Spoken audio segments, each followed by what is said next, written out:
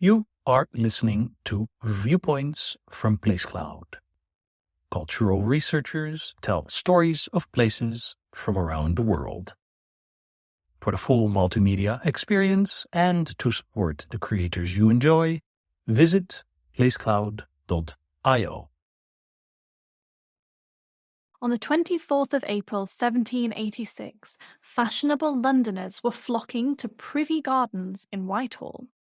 This area is now known as the home of British government, but in the 18th century included the townhouses of some of the wealthiest aristocrats of the age.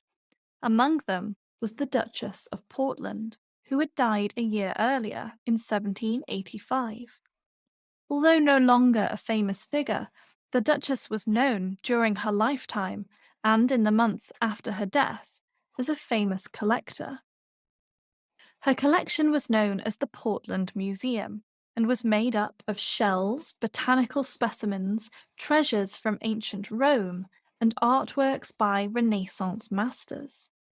Following her death, it was removed from her Buckinghamshire estate to London and reorganised ahead of a public auction. Gossip grew in the preceding weeks, with the topics of both public and private speculation, including what would be sold and who would buy it. The collector, writer, and antiquary Horace Walpole, for example, wrote in a letter, "My cousin thinks the bulk of the collection will be sold, but that the Duke will reserve the principal curiosities.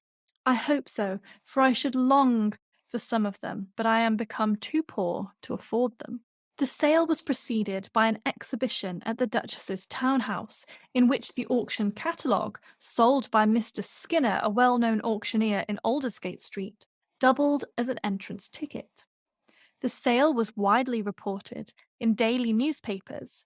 As early as the 11th of February, the Morning Post intrigued its readers with promises of a most copious and splendid collection, which, the paper touted, contained among its legions of specimens insects, corallines, petrifactions, snuff boxes, pictures and prints, old china, and Greek and Roman sculptures. The Morning Chronicle reported on the crowds who squeezed themselves into the house, eager to look around at the dead Duchess's belongings and perhaps win something once the bidding commenced. A reporter wrote, "The crowds at the Portland Museum for the last few days have been such as have made the rooms very inconvenient. The numbers of catalogues already sold is far beyond all expectation. 1,700 or more were reported to us on Friday. The number of people that attended the Duchess's Museum on Saturday last, being the last day of viewing, is scarce to be credited.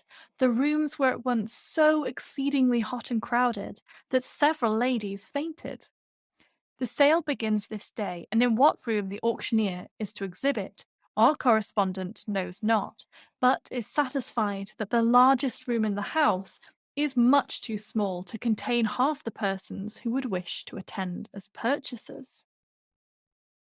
Although the museum was dismantled at auction and so lost to history, many of its objects made their way into collections of national importance. Indeed, today, visitors to the British Museum may find themselves standing in front of artifacts originally gathered by the Duchess.